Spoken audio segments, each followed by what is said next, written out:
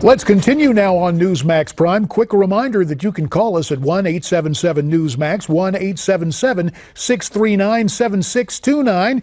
Here to be part of that conversation, staying with us on the panel, pollster John Zogby, Skyping in from Utica, New York, and from my old stomping grounds in Raleigh, North Carolina, Republican communications consultant Marc Rotterman. Let's go right to the phone lines. From Fredonia, Kentucky, we welcome Dale to Newsmax Prime. Hiya, Dale.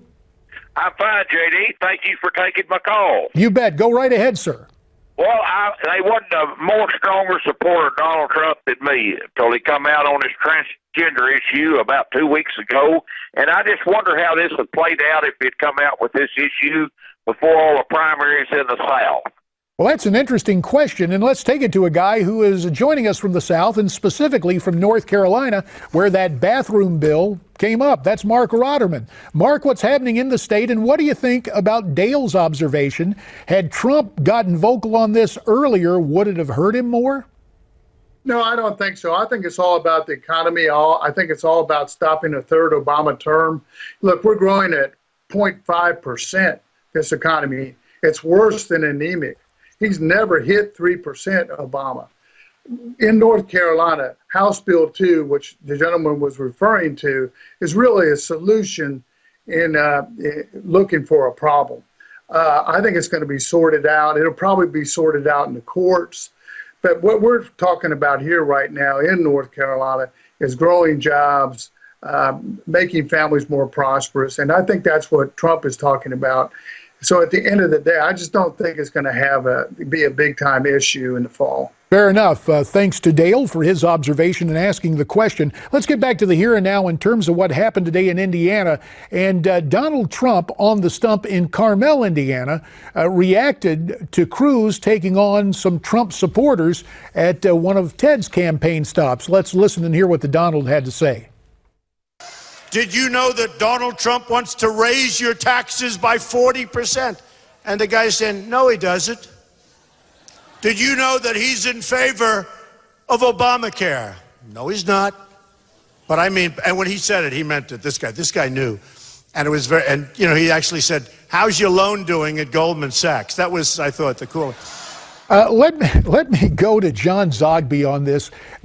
The type of unyielding support that Donald Trump has garnered, is there a way to describe that? It's very intense. It's very angry. But I think what it is, basically, it's an older America versus a newer America. I think it's cultural. I think it's economic. I think it's anti-elitist in a lot of ways. But whatever it is, and look, to be sure, it's the personality as well, and a take no prisoners approach, which is something I think that an angry voter is ready for. To clarify what I mentioned earlier, though, about Hillary being in trouble, she has a lot of advantages, of being a Democrat. I think, frankly, a referendum on Barack Obama would win a third term, really? Because voters don't really see an alternative. I just think she is a damaged candidate. Well, sure she is. I don't know about a referendum for Obama leading to a third victory, but let's get back to the phones from Redmond, Oregon. Dobbs is on the line. Dobbs, welcome to Newsmax Prime. Thank you. You bet. Go right ahead. Yeah, one of the points I would like to make is, why is not the Republican Party backing Trump? Because right now, people say, well, there's nobody to vote for. For me, there's only one person to vote for, and that's Donald Trump. Well, there's more evidence of intensity. Let me ask you this, Dobbs. If for some reason the nomination does not go to Donald Trump, would you vote for Hillary Clinton or whoever the Democrats nominate?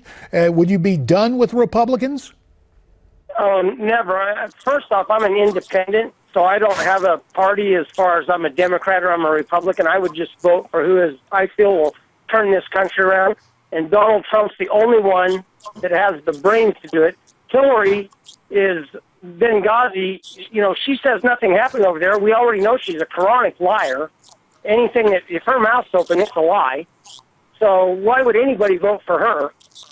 Bernie, I had a guy tell me the other day, well, I might as well, if I don't want to work, I'll vote for Bernie. He'll support us. I thought that was kind of ridiculous. He goes, I'm just joking. I said, okay.